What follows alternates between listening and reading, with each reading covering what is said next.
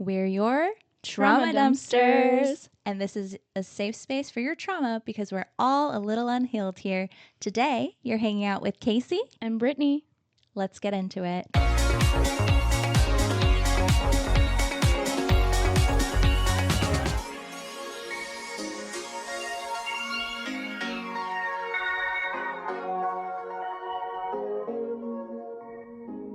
Hey, all you party people. Hey. You have your trauma dumpsters, Casey, Brittany. And our guest today, our good friend, Trauma Mama. Hello. You just say your name, you cute little baby. Emily. She's in our cute little seat of safety. You guys can't see it because it's a podcast, but we have a beanbag chair. That's our seat of safety. It's so cozy. Is it cozy or do you feel weird? No, it feels very cozy. Also, tell them about how good I look. Oh, she looks Thank you. fucking banging. Baddie alert. Baddie with the fatty. The fattest. The fattest fatty, honestly. It's a softball mitt. Oh, we're talking about my ass. Yeah, that's right. Okay. Yeah, obviously.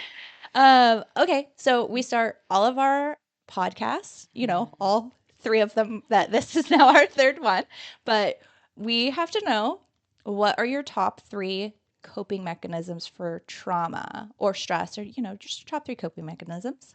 Healthy ones? Yes. No, your top 3. It doesn't, I think mine are healthy, but that's debatable. Right. That's what they are. You just have to be honest. You just have to be honest about what they are. Okay. Currently, I will say that I like to schedule a good scream in my car. I've been doing a lot of screaming in my car. Like I schedule a full blown like a toddler fit, but in my car. Can we do that together one day? Mm-hmm. Oh my god! Actually, I wanted to do. Could we do that later? I really love it. It's after so good. This. Sometimes in oh, so sorry. Actually, it's my time to shine, Brittany. How fucking dare you? Sometime. I lost my train of thought. Oh my god! We're still working on 2 mics here, guys. 2 mics, 3 people. What do you have, princess? Okay. I was going to say you can come to my house and scream in the woods. Well, I remember now. I was going to say sometimes I like to do it in traffic to like gauge people's reactions. But that's really not the important part. So yeah, scheduling fits. I do love a good burn book moment, like as in I will talk shit and freak out and say all the things on paper, and then I physically burn that paper because we cannot ever have it found. Yeah. Mm-hmm. Yeah. And then 3, I think it's kind of lame, but I really do think reading. That's not lame. If it's coping, it's not lame.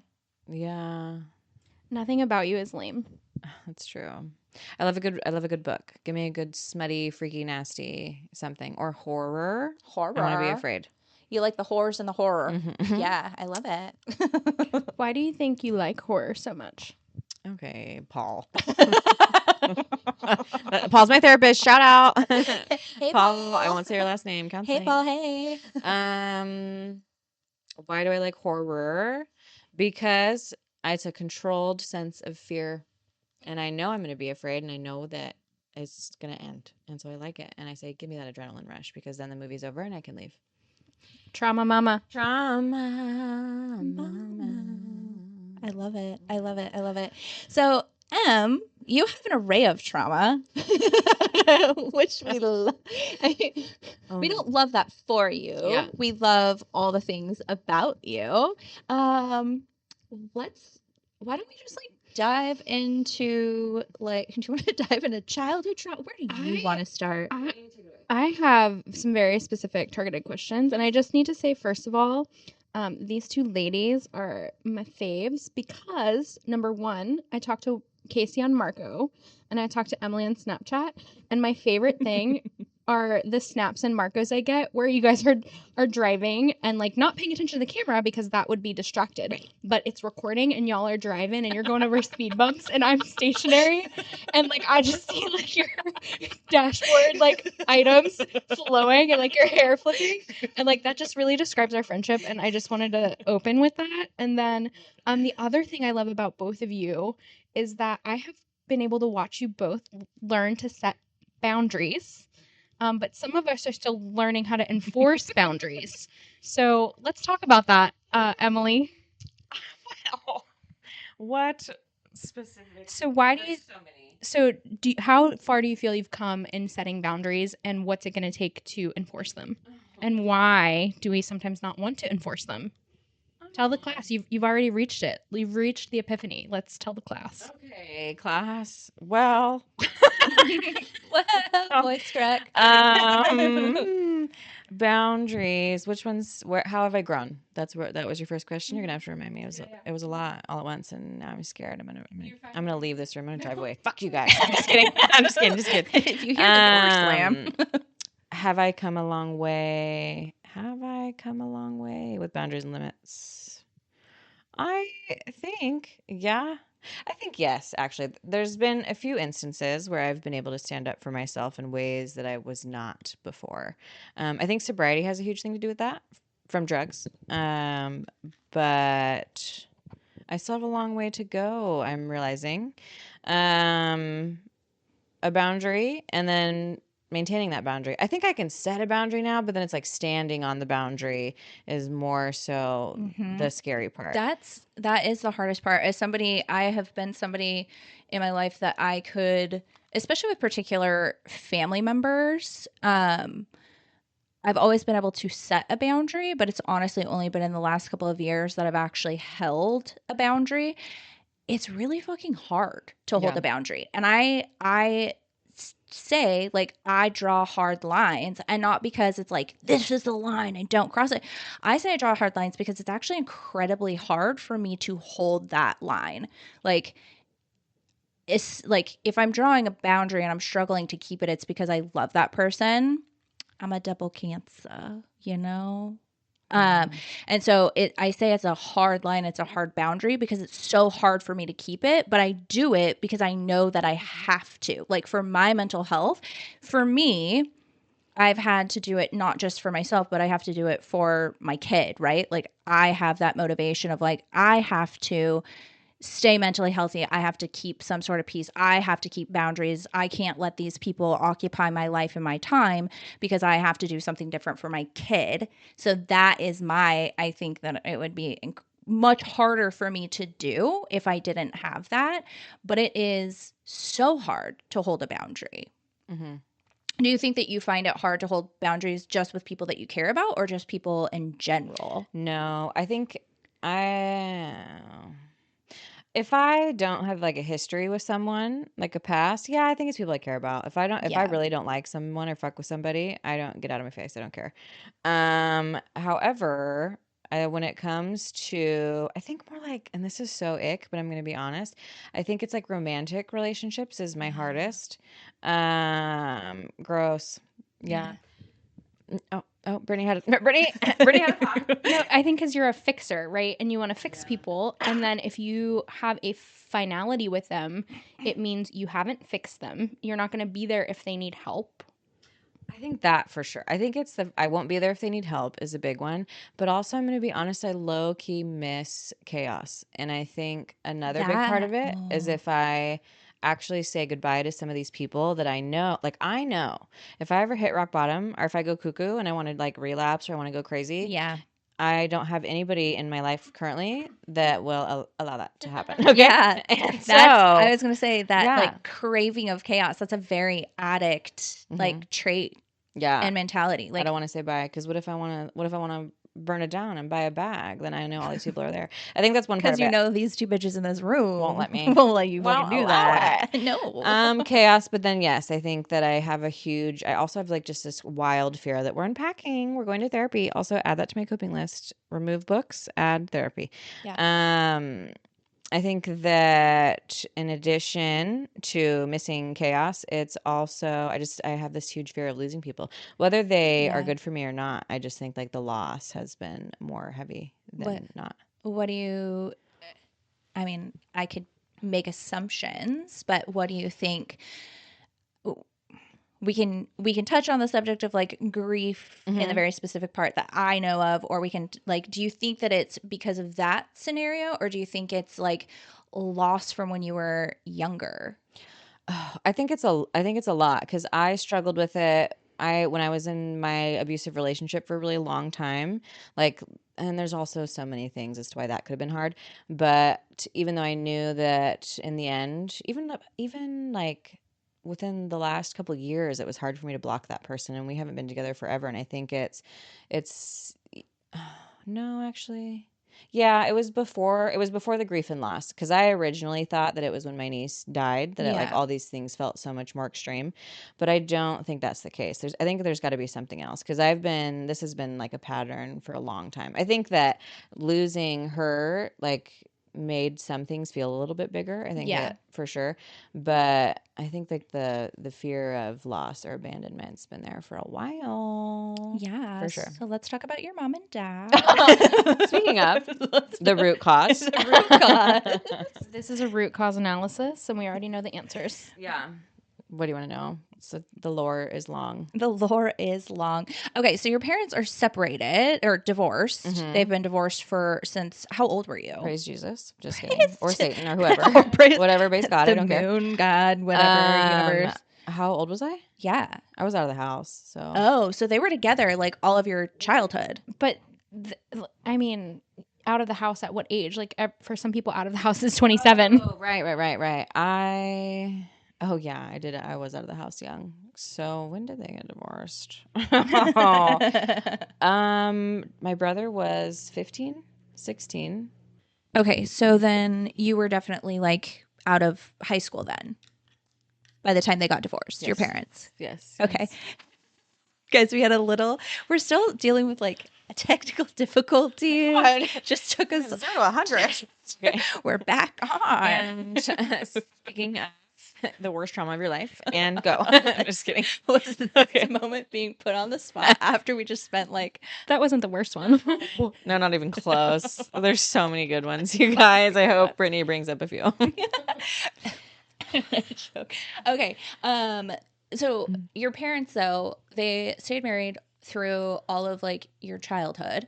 Was it like toxic at home? Like were you always like afraid they might split up, or did you wish they would split up? Or because like when I was growing up and my mom and my first stepdad, my brother's dad, were married, I remember from when I was like a very little girl, like I wish that they would have gotten a divorce. I don't remember a lot of my childhood. Oh, one of Yeah. those. I don't remember a lot of it, honestly. I have little bits and pieces that I remember, and they're not great, but I don't really remember their dynamic when I was a kid. The only thing I remember of their dynamic is when we kinda, I don't know, not. It's okay. I feel like I remember more of them when I moved out of the house. Okay. I knew it was, no, in high school it was bad.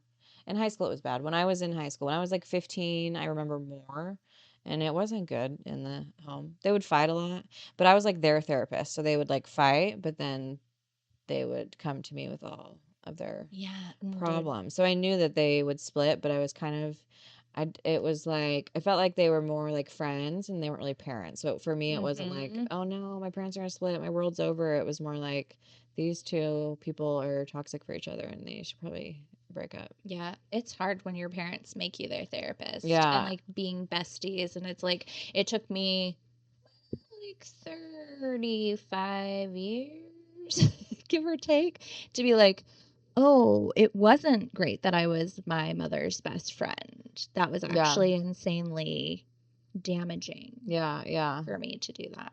Yeah, I don't know. I feel like when they got divorced, I honestly didn't care. I remember actually when my mom told me that they were going to split, and she was like hysterical and freaking out. And I just remember thinking, well, let's get you through this so I can get to my house and take a bong rip. Like I just Like, didn't. It just like wasn't. It wasn't. I don't think the divorce did anything to me. So that's not your fear of loss. No situation. No, I don't think it was a divorce. No. Yeah. I think it was probably more like emotionally absent and like emotionally and mentally, also physically absent parents for a long time. Yeah. And maybe all the stuff I don't remember, who knows? I don't know. I don't remember a lot of my childhood up until I was like 15. That's so bizarre to me because which I just learned from a friend of ours, that I went into hypervigilance because I'm the opposite. I remember all the things. Like the only thing I don't remember is not even from my childhood, but the only like traumatic thing I feel like I blocked out was just an incident with my mom last summer. So I think 2 years was very layered. Like your parents did foster care, and there was like this whole like religious aspect, and then it like changed, and then you had your brother, and you had to like navigate living your young life, trying to be a role model for your brother. Maybe, maybe not, and that's carried through to your current life. so I wonder if your anxiety or like fear of losing people is not because you actually lost somebody, but when you finally had people that felt that you didn't have to parent, and maybe that they could be there for you even if it was in an unhealthy way, that thought of like, well, I've always been alone, I've always been like emotionally on my own, and now I have people that can carry part of that, so like I don't want them to leave me. Maybe I don't know. I don't know. My therapist says that, well, we've discovered together that vulnerability is the hardest thing for me, and with people that I don't know how to explain that. Like I don't feel nervous that like you or Brittany would like up and ghost and leave. yeah. And I don't feel that way about other friends, but I don't Okay. know. I don't know. I don't Paul? know where it comes Paul? from. Paul, if you're listening, Let's request Paul, his notes. can we? Yeah, and if you don't know this already, let's do this and come back for episode a second episode. We're still unpacking these things. I'm still unpacking these things in therapy. I don't know where the fear of loss comes from. I do think that like Brittany said, there's a lot of layers. I'm sure there's a lot of things that play into it.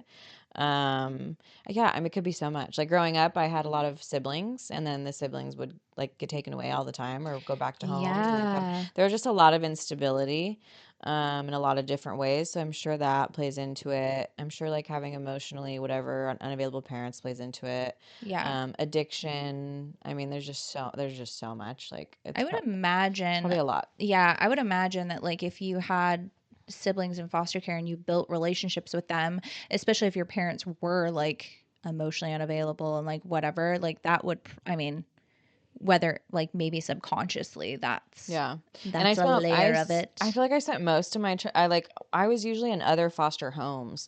Like I was rarely at my own house as a kid, and I was not around my parents as much, or maybe I just don't remember. But the things I do remember were like at other foster homes that were not in my own home. Like you being in foster care, or like just visiting other like the little town I was in, people. it was like everybody was a fucking foster parent. It was That's like what they did for money. Mhm. Yeah, that's how they got paid.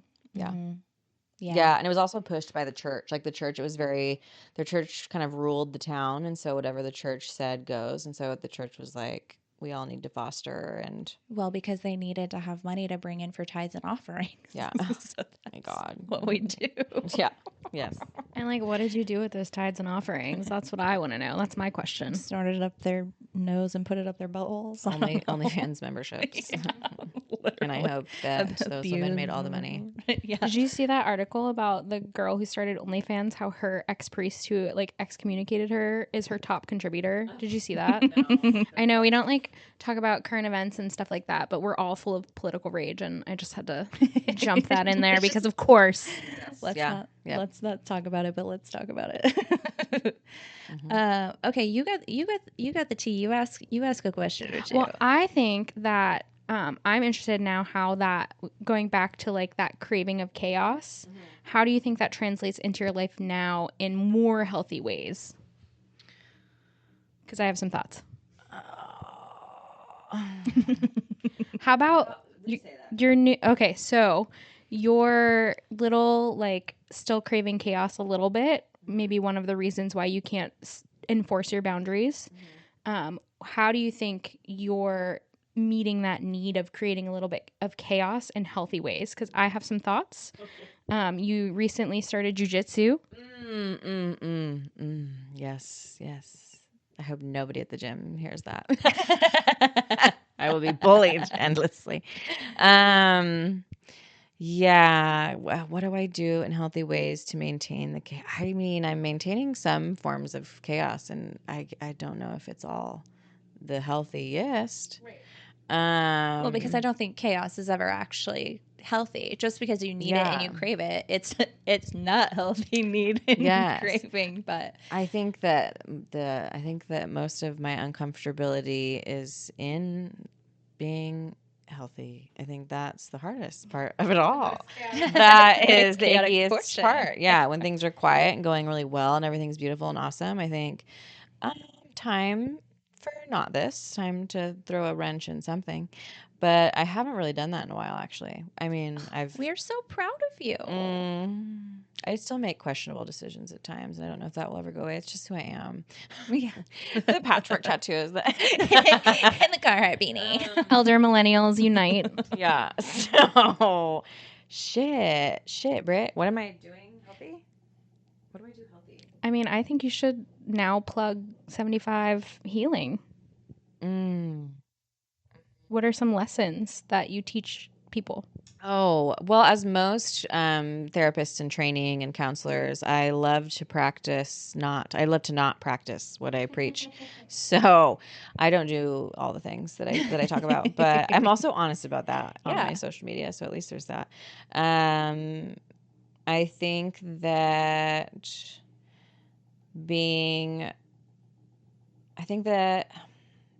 being realistic around some of my coping skills, like being a little more chaotic, as in like screaming in my car or crying or burning things, like doing little things where it's still like therapeutic and it's a release, but it makes me feel like it's a little unhinged at the same time. Yeah. So I think being genuine in that, like genuine in my healing and not making it like I feel like there's this pressure to where it has to look so perfect and I have to be like 0 to 100 all the fucking time with everything I do. And so that was sort of the idea around 75 healing, is to be more unhinged and realistic in a healing way, and then be more self-compassionate and celebrate those things along the way. But that wasn't your original question. I can't remember what it was. That's fine. It doesn't have to be exact. So let's spill this over into, you crave chaos, which I imagine started at a pretty young age, like the addictive behavior, that kind of thing. How did that spill over into relationships? Oh my God. How long is this podcast? Because how much time do I have? Obviously, you said that you were in an abusive relationship. Okay. How long were you in that particular relationship? 5 years. I mean, 5 years, but it was like 6. 5 years, but I entertained it. Starting at what age? 19. Okay. 19, 18, 21, 22, 24. Yeah. So about 6 years. Right as your frontal lobe fully developed, you said, let's make it nasty. Yeah. Real fucking crazy. And then, yeah. So, I started doing drugs at 15, like.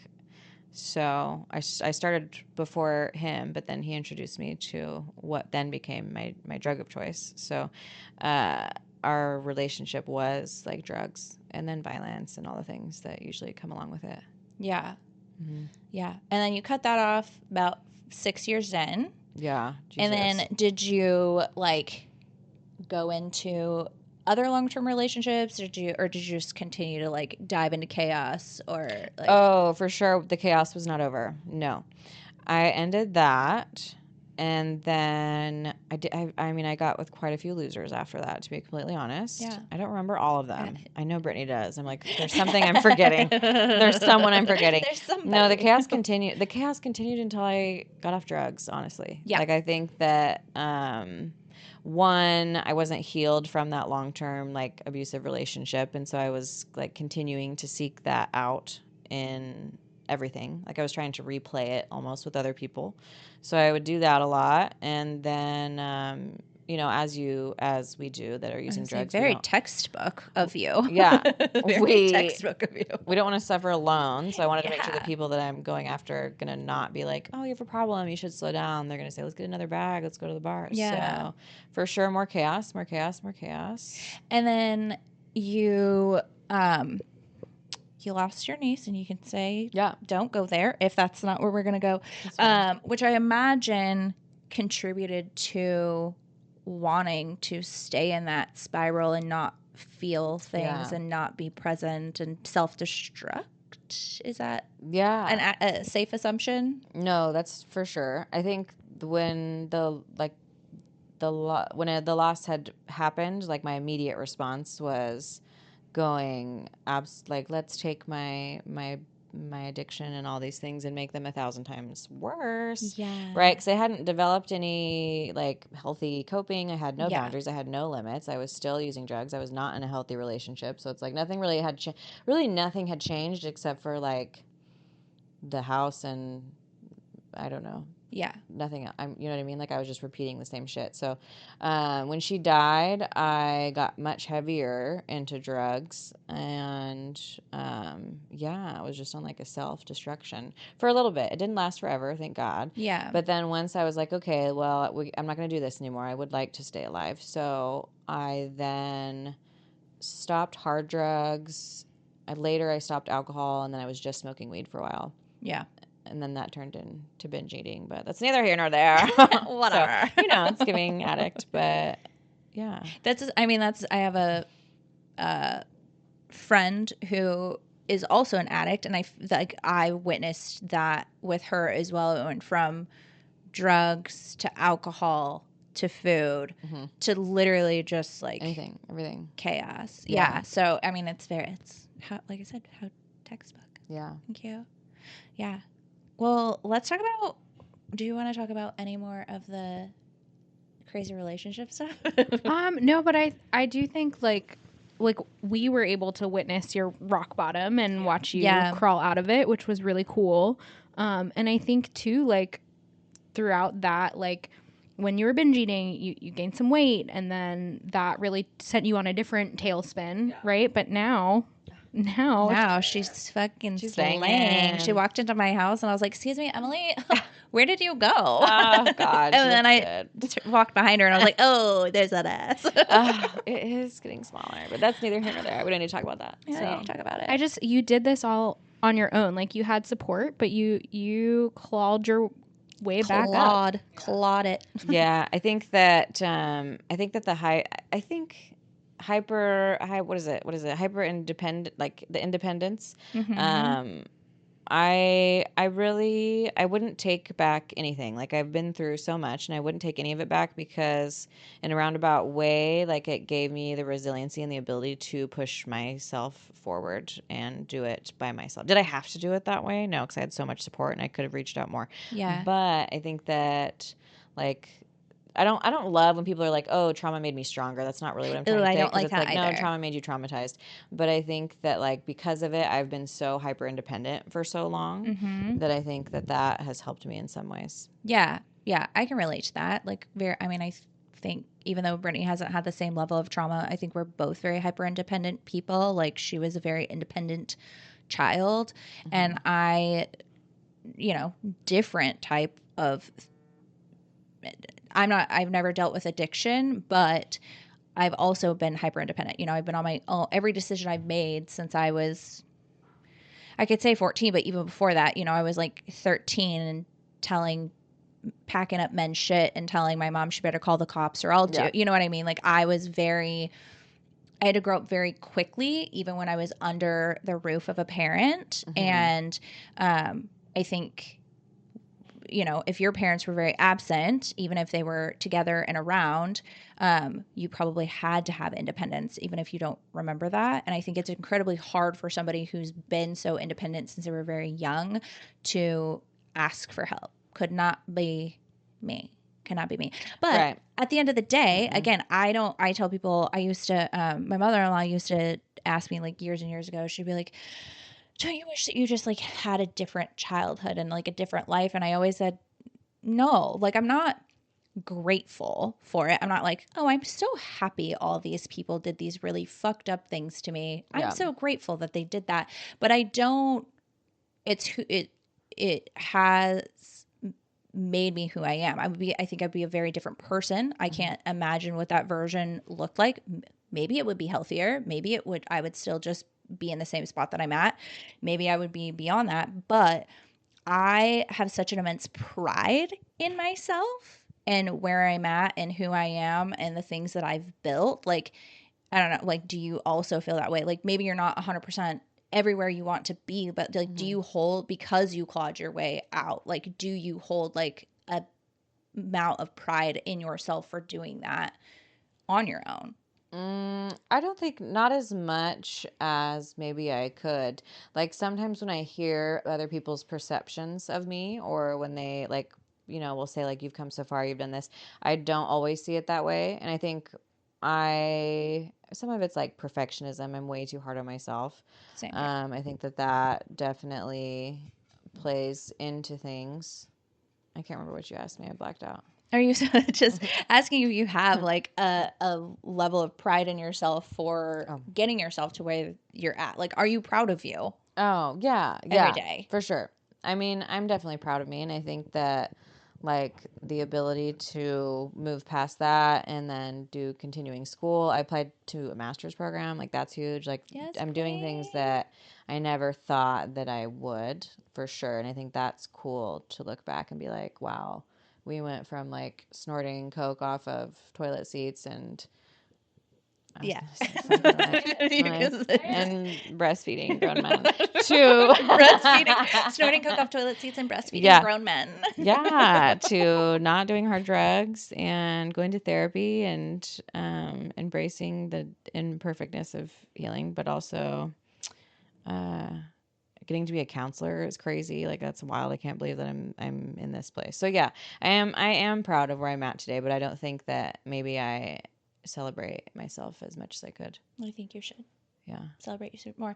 Okay. I mean, this is not just a therapy session. This is tea. This is fun. So I want to hear some of your crazy shit. Like, let's get some stories. Yes. I need you to like, I want you to tell limits. You said we breastfed grown men. Yes. Let's put it out on the air. On air. And please I feel like a lot of things that I forget. How about the NyQuil? Like, you see? I forgot all about that relationship. I could never, ever forget. Okay. Ooh, shit. So I don't know about this, so this is tea for me. You're gonna love this. Yes, this was after. These were all the people I chose after the abusive relationship. Yeah. Sorry, can I pause you for 1 second? This is my favorite part because you two are also my friends that are like my long story short friends, and so I just love it. Here we go. And we're literally never NyQuil. Long story short. Okay, NyQuil, man. So I met a man at a bar. And that's obviously like the best place that you can meet your future partners. Like 1,000,000%. At a bar. You should everybody do it. Everybody should do that. It's a turning point. So I met him at a bar and we were wasted. We're dancing, went home with him. First night, bing, bing, boom. You know what I mean? Yeah. And so naturally after that first night, we're like, oh my God, we're together forever. Codependency, trauma. Let's do it. Let's move in. Just kidding. We didn't move in. We didn't move in yet, but we could have. We should have bought a house. So okay. Anyways, so it was with this man, and he let me paint you a story. Jeans, slick back hair, rides a Harley, big. How long was his hair? Not ugly. How long was his hair? Yeah, slick I don't back. remember. Probably like this. Oh. But I know it sounds greasy gross, but at the time it is greasy gross actually. Yeah. Anyways, besides the point. So there was one night we went back to his place, which actually he lived in his father's garage. So it wasn't actually his home, but they had bought a new house, and so they were moving out. So the whole house is empty. So we got the whole house, but by whole house I mean just an air mattress in the now empty living room that is his parents' home. Okay. Now that we know that. Yes. So Squatting. I arrive. We got into this huge fight, and I was like, I'm gonna leave, and blah blah blah. And naturally, I didn't. I think I went out to my car for the drama, the dramatic effect, and then I came right back in. Yeah. And I walked into the house, and he was laying in this bed, chugging NyQuil, and he had a razor blade, and was cutting his chest. Was cutting his chest with a razor blade and drinking NyQuil. What? Yes. And then I slept with him after that. Oh my God. And then we fucked. So. Yeah. With his, did you put some Band-Aids on? No. Okay. Because, okay, that was silly. No. We're not. No Band-Aids. We weren't grossed out by any of that. No Band-Aids. But we did, after that, we ended up naturally, we're like, let's go get some alcohol. Let's get wasted. So then we got drunk, and then we fought again. And then I threw a glass bottle at his head. I missed his head. I hit the wall. It shattered. And then the he picked police up the got pieces called. and cut himself some more. Probably. I'm positive. I know that there was one point where he was holding on to the glass, but I know the cops were called and I ended up running. But then his dad ended up picking me up. It was this whole thing. So met the parents on like night 1 or always, 2. always Meet the my parents. go-to. Oh my God. So my question is does your dad still hang out with him to this day? No, because he has nothing to offer. But if he did, they probably could be friends. He really did. My dad liked that one.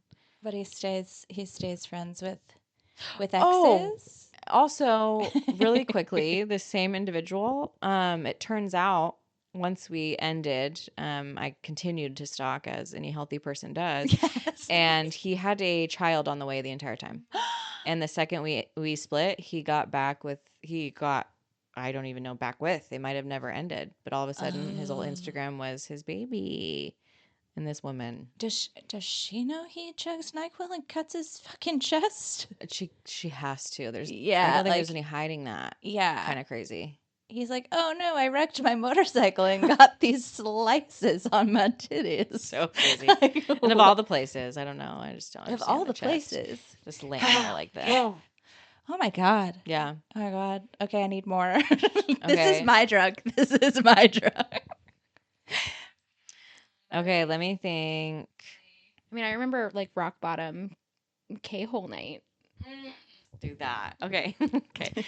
So rewind. This is in the deepest depths of grief and loss. I'd also like to state that somewhere out there, a policeman has a recording of this story I'm about to tell you. Oh my God. Okay. So I hope he listens to this one day. Yeah. Literally on the record. I hope he listens to this one day. That's my dream. I don't actually. I don't. I hope he never does. I hope he does because I want him to see who you are now. True. She's grown. She's grown up. He would be proud of you. Yeah, he would. You know what? I just remembered another story, but let's move on. So here we are. Let's do this one and then we'll do the next one. Grief, loss, and so what do I do with it? Call my drug dealer, and I went to his house, and the important part is this drug dealer was my abusive ex of 6 years. This was his best friend, his literal best friend. Okay. I would like to also state that this is important. Yeah. For just, I hope this makes whoever's listening to this, I hope this makes you feel better about something. Okay.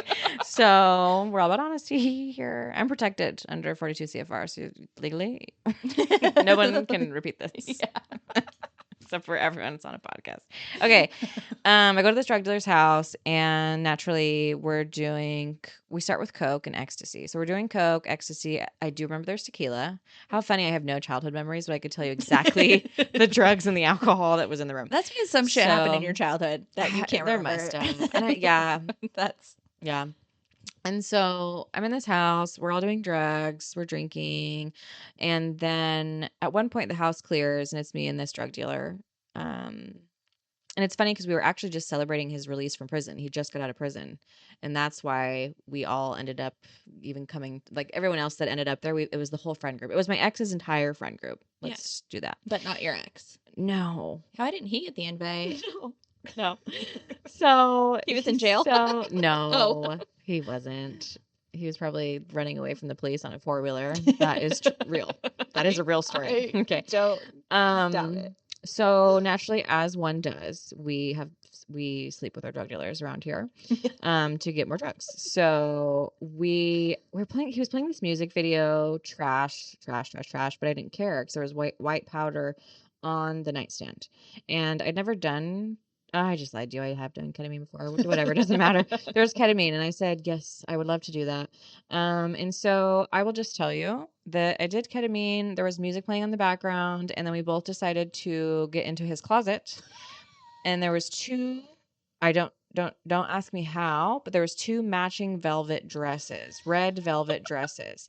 And we put on these 2 red velvet dresses, high as fuck, and then we slept together. We had sex in the red velvet matching dresses. That just high on drugs. That just makes sense. And then I wake up the next morning to someone grabbing my hair. It turns out he also had a girlfriend. I did not know that. I did not know that, and I had no idea. And I got, Yeah. shout out to her. I deserved it, honestly. You So she should've. got me. She got me Absolutely. good. I ran out of there. I don't blame her. I would have done it too. Did you take the red dress? No, Oh no. no, that stayed. Okay. That stayed. Did he and his girlfriend wear matching dresses? I wouldn't put it past him. I wouldn't put it past him. Yeah, he's that's real. great. He's real fluid about it. He'll wear it. I mean, he'll do. that's fantastic. probably I'm just like, did. why did you have matching ones? Yeah, Seems I don't like know a why they kink. had matching ones. Yeah, like why couldn't you? And then after that, and then a week after, he hit me up and asked if I was still interested in paying for a dog walker for my dog. I said no. No, I'm good. Spot has been filled. Yeah. That was my rock bottom. I'm gonna change my life now. Yeah. New number. Who's this? Sorry, who did? Oh my god. Okay, let's talk about some of your religious trauma. I had an exorcism. Oh my god, I had so many. Yeah, I had 2. Okay, I want to hear about yours. Okay. Yeah. Let's share exorcism stories. Yeah. Let me remember. I'm like, which one was the first one? Did they have like a specific demon they were praying out of you? Because where I was at, they thought literally everything was a demon. They told me that my eating disorder in high school was a demon. Yeah. Yeah. Yeah. No, everything that was like not whatever of the Bible was definitely demons at work. Yeah. And I remember one was when I was much younger. We were kids and we got in trouble. When I say we, this was me and an individual that I grew up with, and we were at the church, as we always were, because small town and the church rules everything. And we were supposed to eat this pea soup. Her foster mom made us pea soup, and we lied. And a lie is It's a sin. and it's the demons. Yeah. So we lied about it. And yeah, nobody wants that's from the devil. Pea soup. We lied about it. Yes. And then her foster mom refilled 2 of the biggest bowls you've ever seen in your life of pea soup, and she sat there, and we had to eat all of the soup pre-soup eating to the exorcism. And so then, because we lied, there was a lot more people involved than just the pastor. The second one was just the pastor, but this one, there was like multiple people in the church, and they were all speaking in tongues. Yeah. And until we were saved, and saved meant we would then also start speaking in tongues. Yes. But no, this individual that I was talking about, she had already had exorcisms before, so she knew what it was about. Did they tell you how you were supposed to respond? The adults did not. Oh, but okay. This individual, she told me what to do, and so we just la our way out of it. Yeah. That was the first one, nightmare, and then the second one. Sorry, I just need to say, did you vomit the pea soup up? Because that is a missed opportunity, Reagan. I really never thought of that. No, I didn't. I almost said, I was like, did she force you to eat the pea soup so you would do the vomiting? Wow. Yeah. Wow. Orchestration. I didn't. That's a bummer. Okay. No. Exorcism number 2. Oh, number 2 was... No, I want to know how, like, I want you to, like, I would like to know the details of your exorcism. Like, did they... You just had to start speaking in tongues. You just sat there. Did they did they all hold you like down? Laid hands? No, there was no holding down. Okay, they all laid hands. They would have. They would have. Yeah. Like if we, because if we were to like try to leave or do anything else, then they would have. But we just sat there, and we were just. I remember like we were just scared and upset, and so we sat. But they all like lay hands. Yeah. And then once they lay hands, then they all were speaking in tongues. There was water at one point. I think like holy water, probably like a little sprinkling of that. You little demonic bitch. I know. Meth water. Somebody spat on you. There wasn't water. It was just someone's dentures flew out. Yeah. Holy zeal. Gross. Yeah, that was really it. It was a pretty lying basic over one. Pea soup. Yeah. Wow. And then the other one was because I was having sex in high school, and I chose to go to Planned Parenthood. I took a bus, skipped school, went and got on birth control, right? And I got some condoms, and those things were found. Oh. Yeah. Yeah. And that was, and I also, at the time, I had a promise ring. So Oh it my was like God. triple sin. Yeah, I had a promise ring, but I joined the church. We'll say it's a church in high school, and then I asked my mom to get me a promise ring. Yeah, because they didn't go to church. I just started going. I was like the prime candidate for indoctrination into a cult. Prime candidate. Real broken. Yes. Looking for some stability. And I said, "Oh yes, sir, may I have some more?" And then I was like, "You should give me a curfew and a purity ring." And yeah. Traumatic. So when they were your second exorcism, were they praying out the spirit of Jezebel? No, there was no specific names used. They were the Coast Church. They were less organized. Yeah, way less organized. They probably they couldn't even remember the names of any of them if they needed to. Like, oh God, I can't even tell you the number of things. Like, I had specific names to all the things. I'll never forget, like the fact that people tried to fucking pray anorexia out of me. Wow. Like, or you could have like been like, this girl needs mental help. Anyway, I had the spirit of Jezebel prayed out of me. Mind you, you know me. But do you know that my husband's the only person I've ever kissed in my whole life? Yes. Yeah. Anyway, like purityle marriage, quote unquote purityle marriage. Like, but I had the spirit of Jezebel because my husband does housework and does his own laundry. And so I was a bad wife with the spirit of Jezebel. Yeah. And they had the prayer shacks.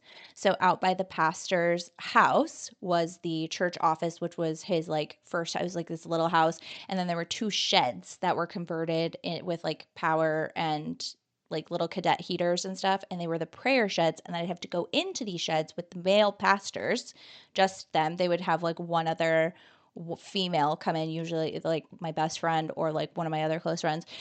And then they would sit there and anyway, so I had to have one deliverance session for the spirit of Jezebel in the prayer shed with that pastor. And then, but they had expectations. Like it wasn't just you start speaking in tongues, because we were already quote unquote spiritual. That was a gift of the Lord. That was like, you already operate in that at all times. And so they would like make you sit in a chair, and then they would say like, oh, well, you're gonna you'll feel like you need to cough or sneeze or yawn. And so they would like start praying for you. It took me a long time. It actually took me a long time to be able to like talk about this, because I'm like, anyways, that was a lot of trauma. But I was like, it took me a minute. So I have severe claustrophobia and a lot of anxiety, and I have like noise-induced anxiety. When I was younger and in high school, I would have like noise-induced panic attacks, right? So if people get really loud and you're yelling in my ear, I'm going to freak out. If you're like restraining me in any way, I'm going to start to panic. And so they would start to like pray for you. And I had been through years of quote unquote deliverance for like different things. And so, and the first time you go through deliverance, they tell you kind of what they expect, and you have to, it's like the brainwashing. Yeah. Kind of like your friend told you what to do, then you're like, well, I'm not going to be free if I don't feel any of these. And then you're, Yeah. Anyway, so you would start to like yawn. Well, then they're getting somewhere, right? And they already establish how big they think that demon is in you. Like they've already made up their mind that Jezebel was a problem for me. And so, I'd yawn or whatever. Well, then they would start to like hold on to your wrist, or have the female initially that was in there start to hold on to your wrist. Well, then I'm like, okay, like I like don't like that. So if you start to like pull your wrist, well, then that's actually the demon trying to get away. So then they hold on to your wrists even tighter, and then it just escalates, and then you start to panic and cry. Well, then they're holding on to you even more, and then your body goes into fight or flight. Anyway, needless to say, my second deliverance session for Jezebel, I had 9 grown men pinning me on the ground and a female holding my head for like 30 minutes. Yeah. But let's just take note that it did take 9 grown men to hold my ass on the ground. Yes. There is no love like Christian love. Yeah. Yeah. And then, but it's like, okay. And then to them, after 30 minutes, I just stop, but it's like, well, because I've literally been fighting 9 grown men, trying to get away from 9 grown men for the last 30 minutes. But then I was free of the spirit of Jezebel. You were saved. And you know what? My husband cooks. He fucking cleans. He does his own laundry.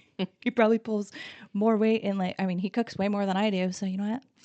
2 middle fingers up, bitches. Yeah. Yeah. No, mine were definitely not that organized. I don't think they would have even known what to do if they your saw church something leader like should really take notes. Yeah, they were slacking. Tell them to call really me. I can slacking. offer them some training. And this is why everything went wrong. They didn't. They didn't do the exorcism correctly. They didn't do it right. No. Yeah, no. It was more just like a little speaking in tongues, the holy water, the guilt trips, the whatevers. I mean, there was like a lot of other not like exorcisms, but there was like the outdoor behavioral whatever. Yeah. That I did a few of those when I was much younger, but I don't remember a lot of it. I remember bits and pieces. Yeah, like the outdoor, like summer camp, or like you're bad, so you have to go to this like outdoor conversion kind of vibe. Okay. Okay. Man. Church. Good. Yeah. Times. I spy with my little eyes Emily's beauty spells. Oh my god. Cleansing room spray. We love it. It's my favorite thing. You're supposed to make me more. I've been through so many side quests. My child loves that. He was like, oh, I forgot about this. And he's like, oh, do you want me to spray it in your room? You guys need more. Come get a refill. Yeah. Well, we got to use that up. I've got the newest moon water, the Eclipse. I did just go to the coast for work, and we stopped in the crystal shop and bought some new crystals. Yeah. She's a witch. Yeah. Let's touch on grief for a minute. I am always curious how, well, the last couple of years curious now about how people navigate their grief, and kind of like, I mean, obviously we've talked a little bit about your like initial responses to that and stuff like that, but like, how do you think, I don't know, I mean, obviously you didn't navigate it well at first. Yeah. How do I navigate it now? Yeah. It's changed over time. I hate the like term. I don't know what you would call it. Like the anniversary of the death. I literally hate that. You know what I hate the most is when it's like the deceased person's birthday, and they say happy heavenly birthday. Can't. Just how about happy fucking birthday? Happy birthday. Yeah. Happy birthday. No, I know. Same. Yeah, I hate that so much. And I also, I'm like, I was just talking to somebody about, because October was 2 years since my sister died, and I'm like, I don't want to be like, oh, her death anniversary. Like, how do you say it? Right. 2 years since they died. Death anniversary seems crazy. 2 years since they died. X years since they died. Yeah. Biddy's was this last Sunday. Okay. And what's wild is, and I think this will tie into what I do for the grief now, is it didn't register for a long time, which is wild because it's been 6 years. This is year 6, which is also insane. Yeah, it's been that long. Insane. And it's not so. How do I say this? Let me start from the beginning, actually. What I used to do is a lot of therapy, a lot of journaling. I think that it looked like a lot of crying and a lot of feeling it, and just like it was really rough for a couple of years. Like once I got sober, I think it was actually having to sit with feeling it and feelings in general. So I think I got involved in therapy. That these are the things that I did to help cope from the beginning.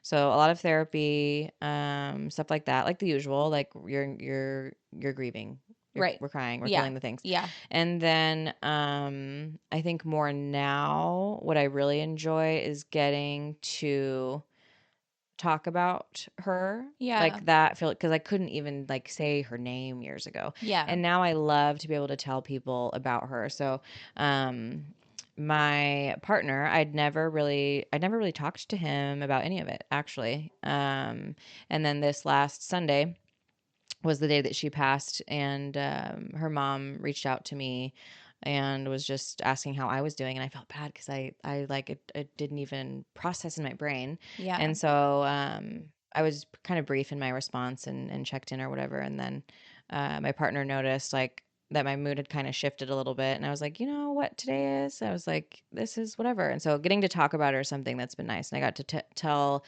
him about her and like share her photos. So I mean, and like there's no rule book on grief. No. Everybody handles it differently, and Yep. what works for one person might not work for the other, and that's totally fine. But that's what's been working for me. And then, you know, every once in a while it hits you, like you have those days where it's like, what the fuck? Like I literally pulled into one of my client sessions the other day out of nowhere. There was no like no music, no nothing. I don't know what happened. I just like parked my car, and then I thought of them. So I cried for a little bit, and then that was it. Yeah. So I think that the grief, like the moments of grief are getting farther in between. Yeah. And that the fact that like my life doesn't revolve around like waiting for these dates to come.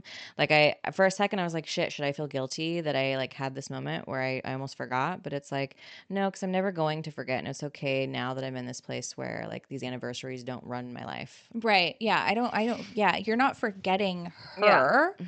You're just, that the pain of that specific day is further from you. You'll always hold it. Like I refer to grief as like I think that first year of grief, and again, it's different for everybody, but it's like, it's almost like a straight jacket, like a weighted straight jacket. You don't get to take it off, right? You're in it. It's new. It's fresh. I was on year 2 this year. And honestly, I think that was harder. I didn't handle it great this year. I chose to not handle it. But realistically, if I'm being super honest, it was harder year 2. And I think for that is like the first year you're in just like the shock of it all. Like it's the shock of it all. Like, oh my God, it's happened. Like they died, and you're just like processing the fact that they died. Yeah. Whereas like year 2, it's like, oh, they're actually gone. Like they don't come back. They're actually just gone. Yeah. But then now I just say it's like a backpack. It's like a backpack full of rocks and stones and pebbles and boulders, and you don't have the option to give that backpack away. That's yours. You always have to keep it, and sometimes you have to wear it, and sometimes you get to put it down.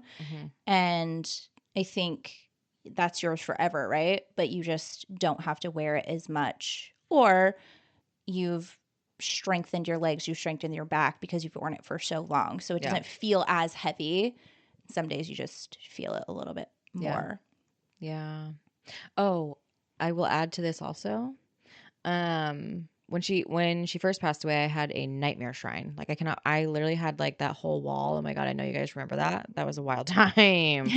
Yeah. And now another thing that I've been enjoying is every once in a while she has like one little like half of a top shelf is like her little photo, her favorite rock. And then sometimes I'll add like new fun things. Like if I get a new crystal that I think she would like, or if I get just anything, or sometimes I'll even write a little letter and I'll just like put it up there. And that's been helpful on the weeks that I wish I could talk to her, or memories come up or things like that. Like I'll just like drop off little fun things, and that's been also helpful. Yeah. And that sounds like a healthy shrine.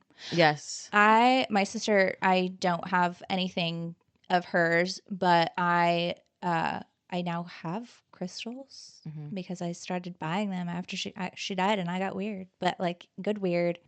And I think we covered it previously, but there's a bowl that we let die for a really long time. Yeah, did you see I rebuilt it? I didn't. Yeah, I rebuilt it. Oh yeah, after year 2 crash, we decided it was time to rebuild. Yeah, I did rebuild that. So I didn't have a shrine, but I don't have anything of hers, unfortunately. And my sister and I, when I was 11, she was 13, we got into a massive fight. Like the first time my sister ever told me that she hated me. And she meant it. It was over her little trap ass boyfriend that she just knew she was in love with, and he was like living in juvie, and then like anyways he came out as a schmexmemo predator later down the road, and I said, I fucking told you so. Anyway, in high school I found out that he had sexually assaulted girls, and I was like, wow, wish somebody would have told you that was on the horizon. And then my sister didn't apologize. She never apologized. She would just get you something. And so that Christmas, because she didn't want to say sorry for like hating me for a number of years, she bought me a locket. And that was one thing that I like kicked myself for a really long time because it wasn't my vibe. Like the locket wasn't my vibe. And then when my son was a toddler, he was like, "Oh, I want to have this," and I let him have it. And then she passed away, and I